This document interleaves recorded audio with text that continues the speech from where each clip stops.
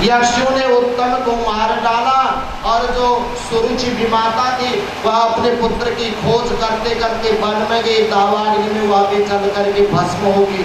जब ध्रुव महाराज ने यह बात सुनी तो बड़े क्रोधित हो गए। ध्रुव महाराज, एक यक्ष को इस पृथ्वी मंडल में छोड़ूंगा ही नहीं। इन यक्षों ने मेरे भ्राता को और मेरी माता को मारा है, कहा इनमें से एक को मैंने नहीं छोड़ना। और धनुष बाण हाथ में लिए हुए यक्षों पर चढ़ाई कर दी। अनेक यक्षों का जब संहार हो गया, समस्त देवता देखने लगे जो प्रभु का दास ध्रुव या तो अन्याय हो जाएगा, अरे कोई तो रोको, किसकी या सुनेगा। कहा ध्रुव ने ऐसे यक्षों का संहार करते रहा तो पृथ्वी में भक्त का अपमान हो जाएगा। मनु महाराज प्रकट हो गए। जब मनु महाराज प्रकट हुए सामने पिता को देखकर ध्रुव महाराज ने कहा, हे पितामह, आपके आने का क्या कारण है। कहा ध्रुव, तुम्हारा कार्य क्या है, तुम इन निर्दोष यक्षों को क्यों मृत्यु प्रदान कर रहे हो। कहा तुम्हारे एक भाई को किसी एक यक्ष ने मार दिया और तुमने इन हजारों यक्षों को मार करके तुम अपने धर्म को नष्ट न करो या कर करके जब समझाया, ध्रुव महाराज को वैराग्य हो गया। वहीं पर धनुष बाण रख करके अपने पुत्र को राजगद्दी देकर वन की ओर चलेगी। श्री राधे। वन की ओर जब ध्रुव महाराज चले गए, तपस्या करते करते कहा गया, एक कथा आती है कहीं, एक समय में ध्रुव महाराज ऋषिकेश के पास में गंगा के तट पर तपस्या करते थे ना, तो जब गंगा की कलकल ध्वनि निकलती है, ध्वनि आती है गंगा बहने की, तो उस ध्वनि से उनके भजन में विक्षेप होता था। ध्रुव महाराज के प्रभु भजन में विक्षेप होता था। एक दिन सोचने लगे, कहा मैं इस स्थान में ही नहीं रहूंगा, मैं जाता हूँ यहाँ से, मैं इस स्थान को छोड़ दूंगा, क्योंकि इस स्थान में मुझे शांति नहीं मिल रही है, तब करने के लिए अवस्था नहीं मिल रही है, तब करने के लिए शुद्ध स्थान नहीं मिल रहा है। जब अपनी पोटली पकड़ करके जाने लगे तो गंगा माता प्रकट होगी। कहा महाराज आप कहाँ जा रहे हैं, क्योंकि भक्तों के कारण ही तो गंगा का भी प्रभाव है। कहा मैं यहाँ नहीं रहूंगी। कहा यहाँ पर तुम्हारी जो कलकल ध्वनि है ना, वह मेरे शांति को भंग कर रही है। गंगा माता ने कहा चलो मैं वचन देती हूँ, आज से यहाँ पर ध्वनि नहीं आएगी। तब से ऋषिकेश के पास में ध्रुव आश्रम के पास गंगा की आवाज ही नहीं आती है। ध्रुव महाराज ने तब में संलग्न हो गए।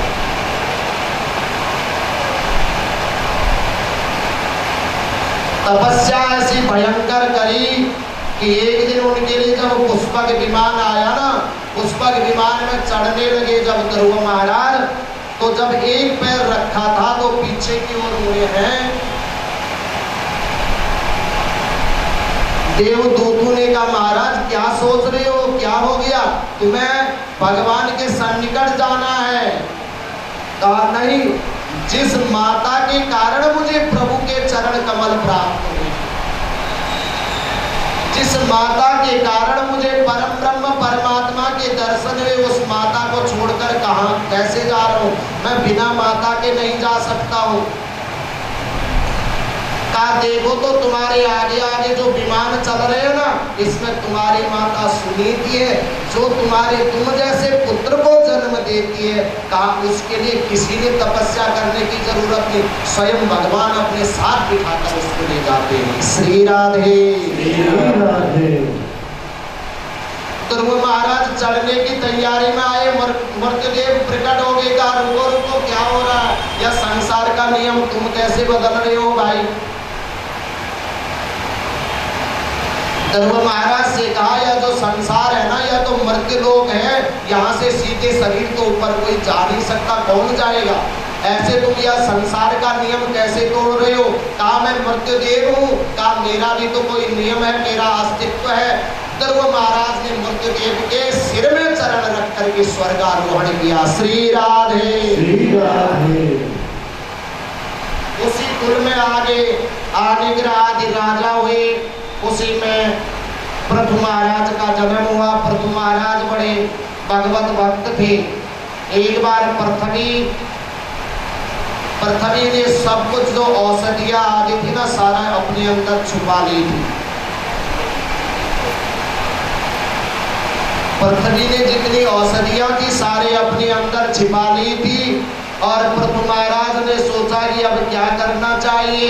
बड़े क्रोधित हो गए। क्रोधित होकर के जैसे ही धनुष बाण उठाया ना, पृथ्वी आगे प्रकट होगी। क्या होगा? कहा मैं गाय का रूप लूंगी और जैसे दूध दोहते हैं ना, वैसे इसमें से सारी औषधि वेद पुराण का दोहन कर लेना। और पृथु महाराज ने दोहन करके पृथ्वी में पुनः वह वनस्पतियां और औषधियां पुनः प्रदान कर दी।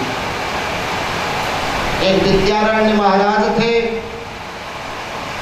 विद्यारण्य बहुत निर्धन अवस्था में थे। उन्होंने कहा मैं गायत्री की उपासना करता हूँ, गायत्री की उपासना से मेरे को धन धान्य प्राप्त हो जाएगा, मुझे मान सम्मान प्राप्त होगा।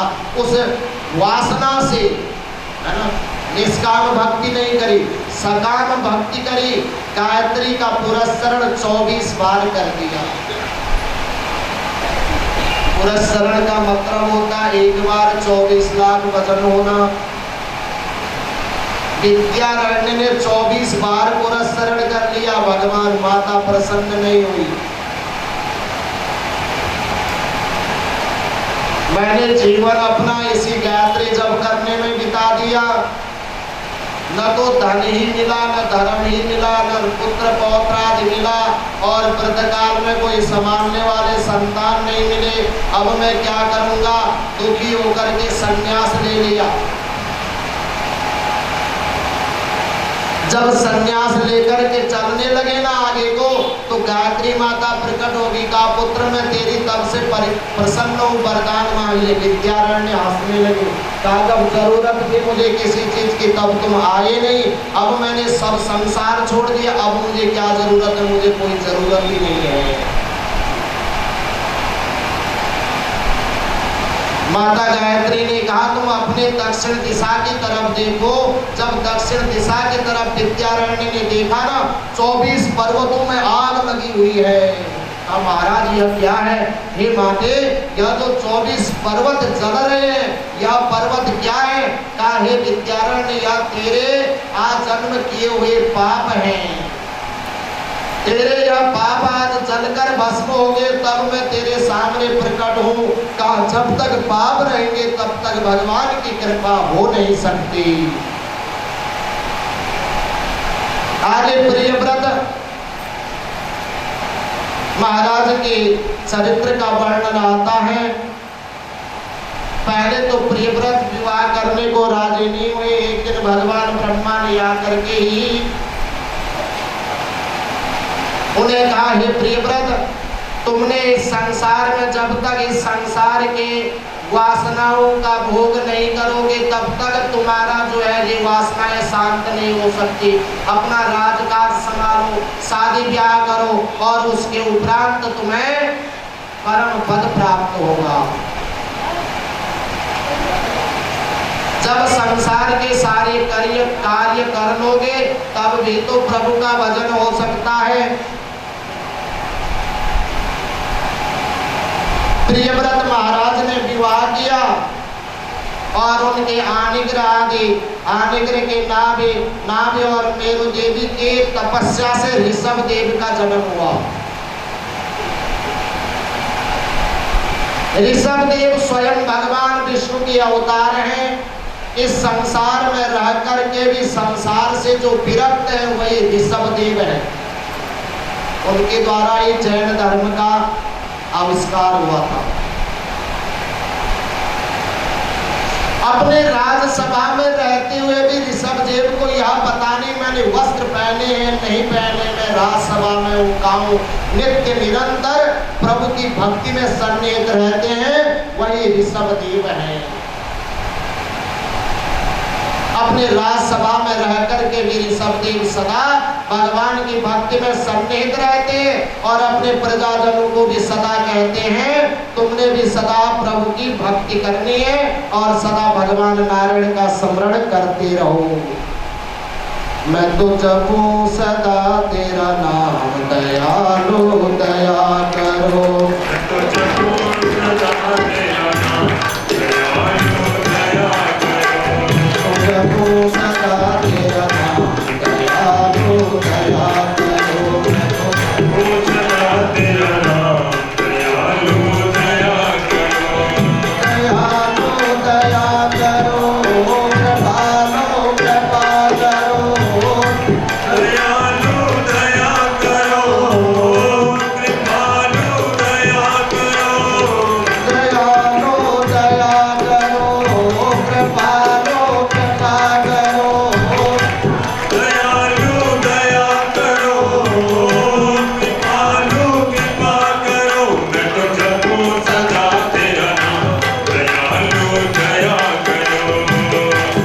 मैं तो जपूं सदा तेरा नाम दयालु दया करो। द्वार खड़े हैं भक्त तुम्हारे। द्वार खड़े हैं भक्त तुम्हारे। द्वार खड़े हैं भक्त तुम्हारे। द्वार खड़े हैं भक्त तुम्हारे। अपनी दया के खोलो द्वारे। अपनी दया को खोलो द्वारे। अपनी दया के खोलो द्वारे।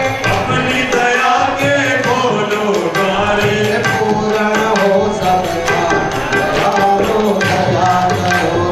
पूर्ण हो सबका दयालु दया करो। पूर्ण हो सबका दयालु दया करो। पूर्ण हो सबका दयालु दया करो। दयालु दया करो कृपालु कृपा करो। दयालु दया करो कृपालु कृपा करो।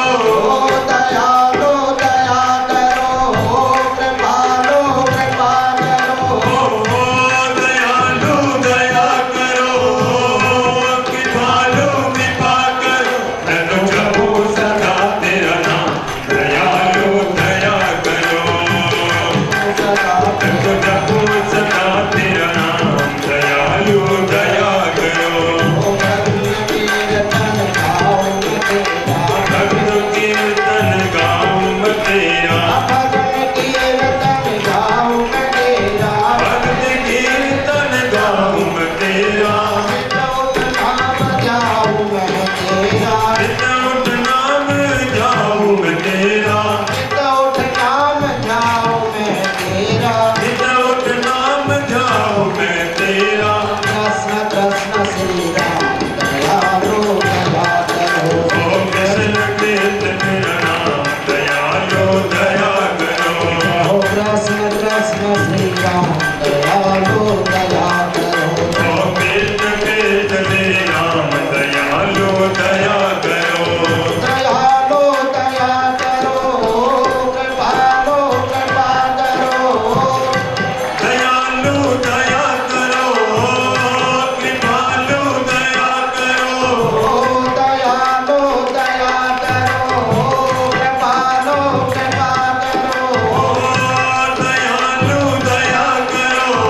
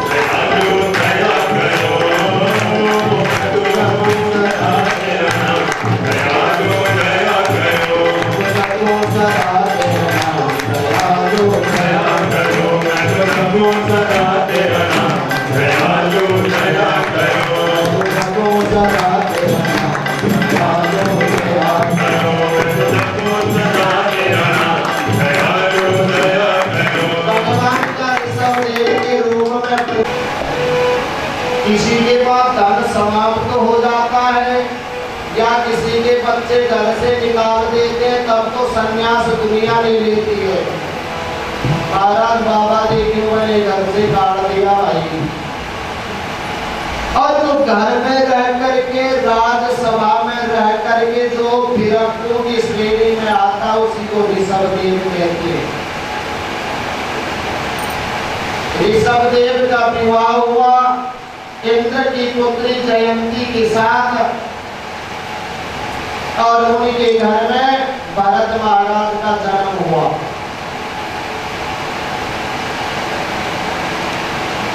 इतने तेजस्वी, इतने पुरुषार्थी, इतने बड़े भगवत भक्त थे भरत महाराज। उनके नाम पर ही यह अजनाभ वर्ष को भरत वर्ष पड़ा।